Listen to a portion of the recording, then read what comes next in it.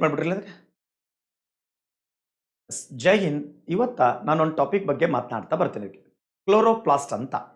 ಈ ಕ್ಲೋರೋಪ್ಲಾಸ್ಟ್ ಅಂತ ಬಂದಾಗ ನಮ್ಮ ಕಾಂಪಿಟೇಟಿವ್ ಎಕ್ಸಾಮ್ನಲ್ಲಿ ಎಲ್ಲೆಲ್ಲಿ ಕ್ವಶನ್ಗಳನ್ನ ಕೇಳ್ತಾ ಬಂದಿದ್ದಾನೆ, ಎಲ್ಲಿ ಕ್ವಶನ್ ಕೇಳ್ಬೋದು. ಹಾಗಾದ್ರೆ ನಾವು ಚಂದ ಓದ್ಕೊಂಡಿರ್ತೀವಿ, ಓದ್ಕೊಂಡ್ರು ಕೂಡ ನಮ್ಗೇನಾಗುತ್ತೆ ಕೆಲವೊಂದು ಕಡೆ ಕ್ವಶನ್ಸ್ಗಳು ಮಿಸ್ ಆಗ್ತಾ ಬರ್ತವೆ. ಹಾಗಾದರೆ ಎಲ್ಲಿ ಕ್ವಶನ್ಸ್ಗಳು ಯಾವ ರೀತಿ ಮಿಸ್ ಆಗ್ತವೆ, ಏನು ಸಮಸ್ಯೆ ಇರುತ್ತೆ, ಹಾಗಾದರೆ ಕ್ಲೋರೋಪ್ಲಾಸ್ಟಲ್ಲಿ ಕ್ವಶನ್ಸ್ಗಳು ಯಾವ ರೀತಿ ಬರ್ತದೆ ಅನ್ನೋದ್ರ ಬಗ್ಗೆ ಏನದಲ್ಲ ಅದಕ್ಕೆ ನೋಡ್ತಾ ಬರೋದಕ್ಕೆ. ನನ್ನ ಟಾಪಿಕ್ ಈಗ ಯಾವುದಪ್ಪ ಅಂದರೆ ಕ್ಲೋರೋಪ್ಲಾಸ್ಟ್ ಅಂತ ಕರಿತಾ ಬರ್ತಿದ್ದಕ್ಕೆ. ಇದಕ್ಕೆ ಕ್ಲೋರೋಪ್ಲಾಸ್ಟ್ ಅಂತ ಕರಿತಿದ್ದಕ್ಕೆ. ಈ ಕ್ಲೋರೋಪ್ಲಾಸ್ಟ್ ಅಂತ ಬಂದಾಗ ಇದು ಎಲ್ಲಿ ಕಂಡು ಬರ್ತದ? ಇದು ಸಸ್ಯದ ಎಲೆ ಭಾಗದಲ್ಲಿ ಕಂಡು ಬರ್ತದೆ. ಇದಕ್ಕೆ ಇದು ಎಲ್ಲಿದಪ್ಪ ಅಂತಂದ್ರೆ ಇದು ಸಸ್ಯದ ಎಲೆಯಲ್ಲಿ, ಇದು ಸಸ್ಯದ ಎಲ್ಲಿ ಕಂಡು ಬರ್ತದಕ್ಕೆ?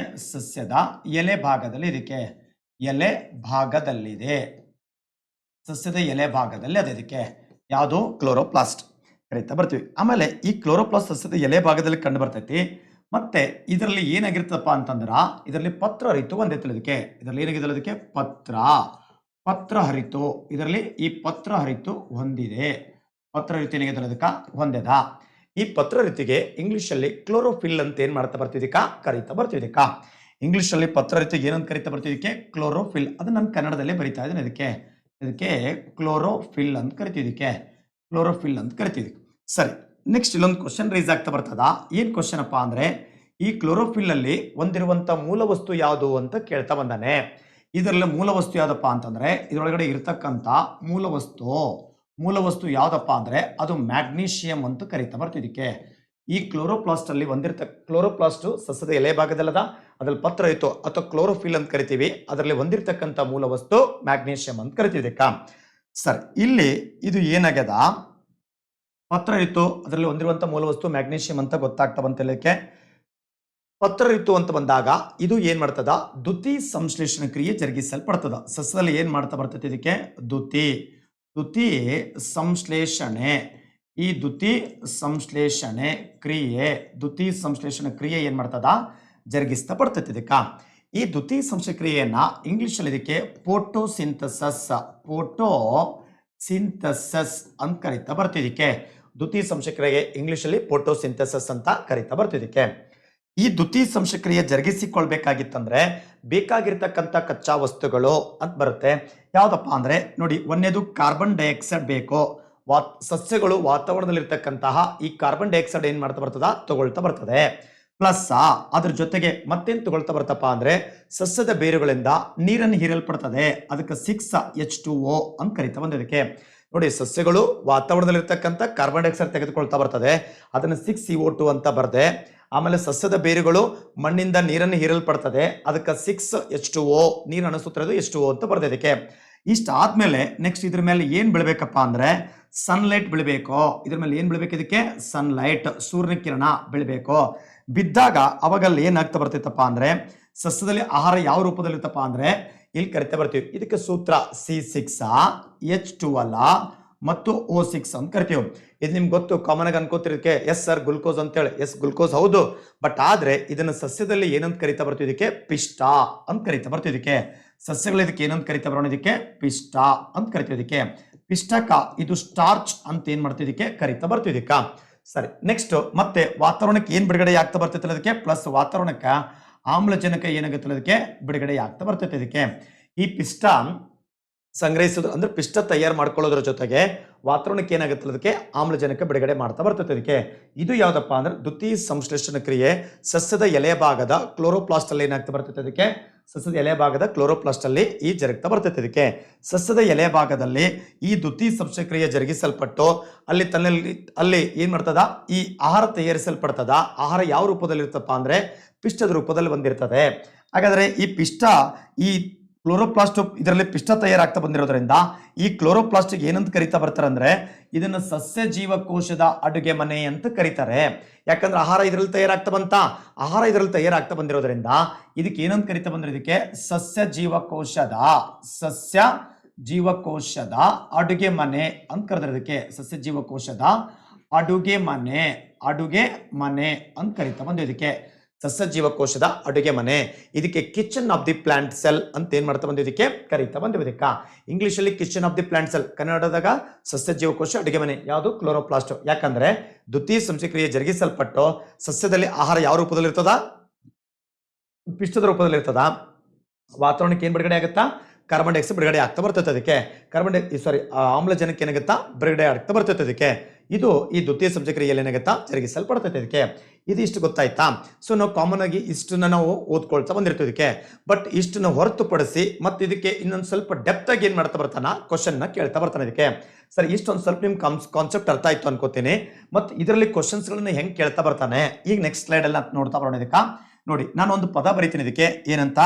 ಸಸ್ಯದಲ್ಲಿ ಆಹಾರ ಅಂತ ಬರಿತೀನಿ ಇದಕ್ಕೆ. ಸಸ್ಯದಲ್ಲಿ ಆಹಾರ ಅಂತ ಬರ್ತಿದ್ದಕ್ಕೆ.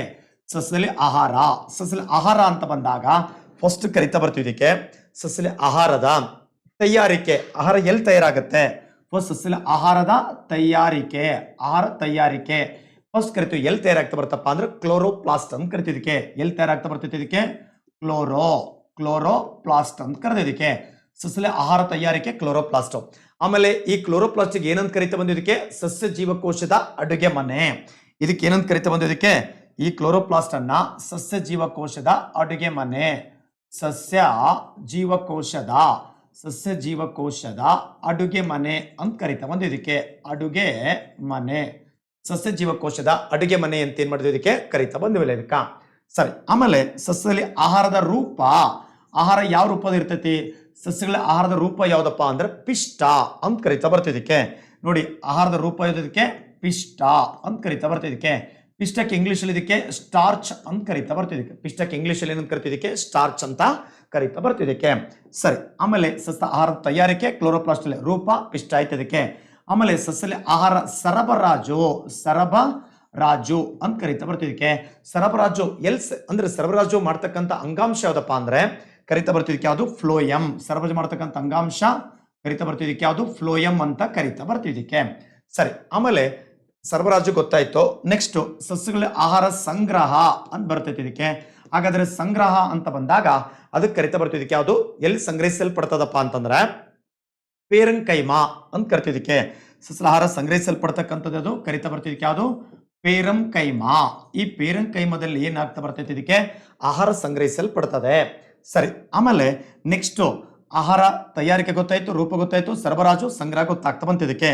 ಆಮೇಲೆ ಆಹಾರ ತಯಾರಿಕೆಯ ವಿಧ. ಸಸ್ಯದ ಆಹಾರ ತಯಾರಿಕೆಯ ವಿಧ ಯಾವ ವಿಧದಲ್ಲಿ ತಯಾರಿಸಿಕೊಳ್ತದೆ ನಿಮ್ಗೆ ಗೊತ್ತಾಯ್ತು. ಯಾವ ವಿಧಪ್ಪ ಅಂದ್ರೆ ದ್ಯುತಿ ಸಂಶ್ಲೇಷಣೆ ಕ್ರಿಯೆ. ದ್ಯುತಿ ಸಂಶ್ಲೇಷಣೆ ಕ್ರಿಯೆ ಅಂತ ಕರಿತಾ ಬರ್ತಿದ್ದಕ್ಕೆ. ಆಹಾರ ಯಾವ ರೀತಿ ತಯಾರಾಗ್ತಾ ಬರ್ತಪ್ಪ ಅಂದ್ರೆ ತಯಾರಿಸ್ತಕ್ಕಂಥ ವಿಧ ಯಾವ್ದಪ್ಪ ಅಂದ್ರೆ ದ್ಯುತಿ ಸಂಶ್ಲೇಷಣೆ ಕ್ರಿಯೆ. ಇಂಗ್ಲಿಷ್ ಅಲ್ಲಿ ಏನಂತ ಕರಿತಾ ಬಂದಿದ್ದಕ್ಕೆ?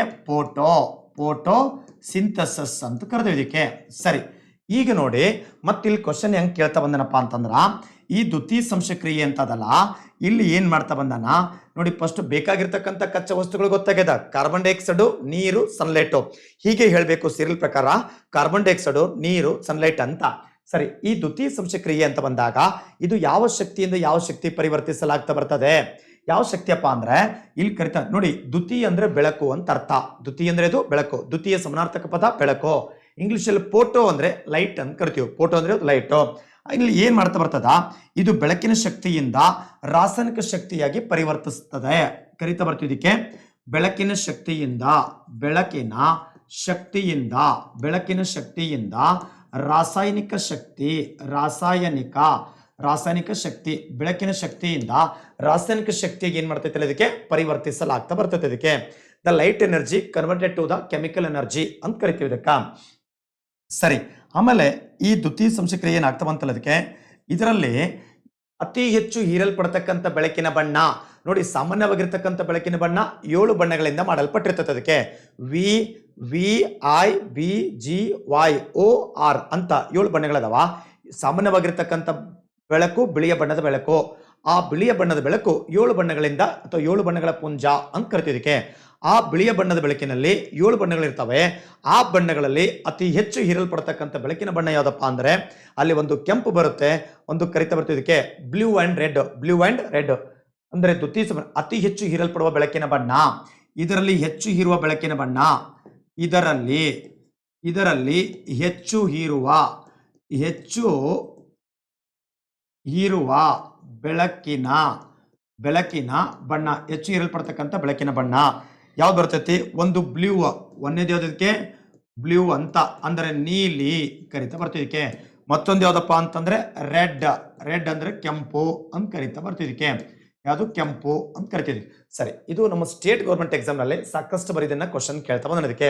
ಇದನ್ನು ಹೊರತುಪಡಿಸಿ ಮತ್ತೆ ಯಾವ್ದಪ್ಪ ಅಂದ್ರೆ ವೈಲೆಟ್ ಅಂಡ್ ಆರೆಂಜ್ ಅಂತ ಬರ್ತದೆ ಸೆಂಟ್ರಲ್ ಗೌರ್ಮೆಂಟ್ ಎಕ್ಸಾಮ್, ಅದು ಕೂಡ ರಿಪೀಟೆಡ್ ಆಗ್ತಾ ಬಂದೈತೆ. ಅದಕ್ಕೆ ನೆಕ್ಸ್ಟ್ ಕರಿತಾ ಬರ್ತಿದಕ್ಕೆ ವೈಲೆಟ್, ಇನ್ನೊಂದು ಯಾವ್ದಪ್ಪ ಅಂದ್ರೆ ಆರೆಂಜ್ ಅಂತ ಕರಿತಾ ಬರ್ತಿದಕ್ಕೆ. ಅಂದ್ರೆ ನೇರಳೆ ಮತ್ತು ಕಿತ್ತಾಳೆ ಬಣ್ಣ, ಮತ್ತೆ ಅದಕ್ಕೆ ಕಿತ್ತಾಳೆ ಬಣ್ಣ ಅಂತ ಕರಿತಾ ಬರ್ತಿದಕ್ಕೆ.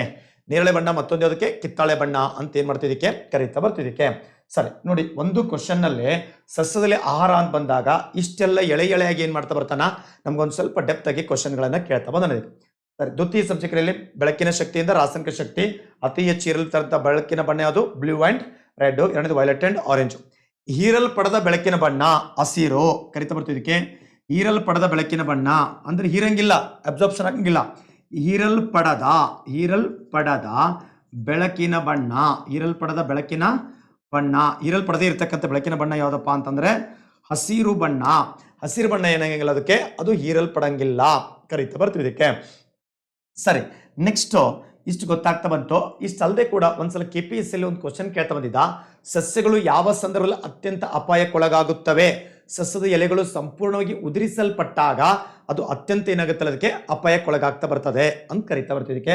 ನೋಡಿ, ಇಲ್ಲಿ ಈ ಕ್ಲೋರೋಪ್ಲಾಸ್ಟ್ ಅಂತ ಬಂದಾಗ ಒಂದು ಸಣ್ಣ ಕಾನ್ಸೆಪ್ಟೇ, ಬಟ್ ಆದರೆ ಇದರಲ್ಲಿ ಇಷ್ಟು ರೀತಿಯಲ್ಲಿ ಕ್ವಶನ್ಗಳನ್ನ ಕೇಳ್ತಾ ಬರ್ತಾನೆ. ಇದಕ್ಕೆ ಇಲ್ಲಿ ತನಕ ಕಾಂಪಿಟೇಟಿವ್ ಎಕ್ಸಾಮ್ ನಲ್ಲಿ ಏನೆಲ್ಲ ಕ್ವಶನ್ ಕೇಳ್ತಾ ಬಂದ, ಫಸ್ಟ್ ಒಂದೇ ಪಾಯಿಂಟ್ ನಂಬರ್ 1 ಕರಿತಾ ಬರ್ತೀವಿ, ಸಸ್ಯದಲ್ಲಿ ಆಹಾರದ ತಯಾರಿಕೆ ಕ್ಲೋರೋಪ್ಲಾಸ್ಟ್. ಪಾಯಿಂಟ್ ನಂಬರ್ 1 ಕ್ಲೋರೋಪ್ಲಾಸ್ಟ್, ಅದಕ್ಕೆ ಏನಂತ ಕರೆದ್ರು? ಸಸ್ಯ ಜೀವಕೋಶ ಅಡುಗೆ ಮನೆ. ಎರಡನೇ ಪಾಯಿಂಟ್. ಮೂರನೇದು ಆಹಾರದ ರೂಪ ಪಿಷ್ಟ, ಮೂರೈತಾ ಅಥವಾ ಸ್ಟಾರ್ಚ್ ಅಂತ ಕರಿತೀವಿ. ನಾಲ್ಕನೇದು ಫ್ಲೋಯಂ, ಸರಬರಾಜು ಮಾಡ್ತಕ್ಕಂಥ ಯಾವುದು? ಫ್ಲೋಯಂ. ಆಹಾರ ಸರಬರಾಜು ಮಾಡೋದು ಫ್ಲೋಯಂ. ಆಹಾರದ ಸಂಗ್ರಹ ಪೇರೆಂಕೈಮಾ. ಎಷ್ಟದಕ್ಕೆ? 6ನೇ ಪಾಯಿಂಟ್. ಏಳನೇದು ಯಾವುದು? ಆಹಾರ ತಯಾರಿಸುವಂತ ವಿಧ ದ್ವಿತೀಯ ಸಂಶ್ಲೇಷಣ ಕ್ರಿಯೆ. ಅದರಲ್ಲಿ ಯಾವ ಶಕ್ತಿಯಿಂದ ಯಾವ ಶಕ್ತಿ? ಬೆಳಕಿನ ಶಕ್ತಿಯಿಂದ ರಾಸಾಯನಿಕ ಶಕ್ತಿ. 7 8ನೇ ಪಾಯಿಂಟ್. 9ನೇ ಪಾಯಿಂಟ್ ಅದು ಅತಿ ಹೆಚ್ಚು ಹೀರಲ್ಪಡ್ತಕ್ಕಂಥ ಬೆಳಕಿನ ಬಣ್ಣ ಬ್ಲೂ ಅಂಡ್ ರೆಡ್. 9 ಆಯ್ತಾ. 10ನೇದು ವೈಲೆಟ್ ಅಂಡ್ ಆರೆಂಜ್. 11ನೇ ಪಾಯಿಂಟ್ ಹೀರಲ್ಪಡದೇ ಇರತಕ್ಕಂಥ ಬೆಳಕಿನ ಬಣ್ಣ ಯಾವುದು? ಅಲ್ಲಿ ಕರಿತಾ ಬರ್ತಿದ್ದಕ್ಕೆ ಹಸಿರು. ನೋಡಿ, ಸಸ್ಯದ ಎಲೆ ಹಸಿರಾಗಿರೋ ಕಾರಣ ಅಲ್ಲಿ ಒಳಗಡೆ ಇರತಕ್ಕಂಥ ಕ್ಲೋರೋಫಿಲ್ ಅಂತ ಕರಿತಾ ಬರ್ತಿದ್ದಕ್ಕೆ. ಕ್ಲೋರೋಫಿಲ್ ಅಪ್ಪ ಅಂದ್ರೆ ಅಲ್ಲಿ ಪಿಗ್ಮೆಂಟ್ ಒಂದಿರ್ತದ, ಹಸಿರು ಬಣ್ಣ ಕಾಣಿಸುತ್ತಾ. ಬಟ್ ಹೀರಲ್ಪಡದೇ ಇರತಕ್ಕಂಥ ಬೆಳಕಿನ ಬಣ್ಣ ಯಾವ್ದಾಗಿರ್ತದೆ? ಅದಕ್ಕೆ ಹಸಿರಾಗಿರ್ತಾ ಬರ್ತದೆ. ಅದಕ್ಕೆ ನೋಡಿ, ಒಂದು ಸೆಂಟೆನ್ಸ್ 10 ವಿಧಗಳಲ್ಲಿ ಅಥವಾ 10 ಟೈಪ್ ಅಲ್ಲಿ ಏನ್ ಮಾಡ್ತಾ ಬಂದಕ್ಕೆ ಕ್ವಶನ್ ಅನ್ನ ಕೇಳ್ತಾ ಬಂದಕ್ಕೆ. ಇಷ್ಟು ಇವತ್ತಿಂದು ಇದಾಗಿತ್ತು. ಯಾವ್ದಪ್ಪ ಅಂದ್ರೆ ಕ್ಲೋರೋಪ್ಲಾಸ್ಟ್ ಅನ್ನೋ ಟಾಪಿಕ್ ಆಗ್ತಾ ಬಂದಿತ್ತು. ಅದಕ್ಕೆ ನೆಕ್ಸ್ಟ್ ಮತ್ತೊಂದು ವಿಡಿಯೋ ಜೊತೆಗೆ ಮತ್ತೊಂದು ಕಾನ್ಸೆಪ್ಟ್ ಬಗ್ಗೆ ಏನಾದಲ್ಲ ಅದಕ್ಕೆ ಮಾತನಾಡ್ತಾ ಬರ್ತೇನೆ. Yes, thank you so much.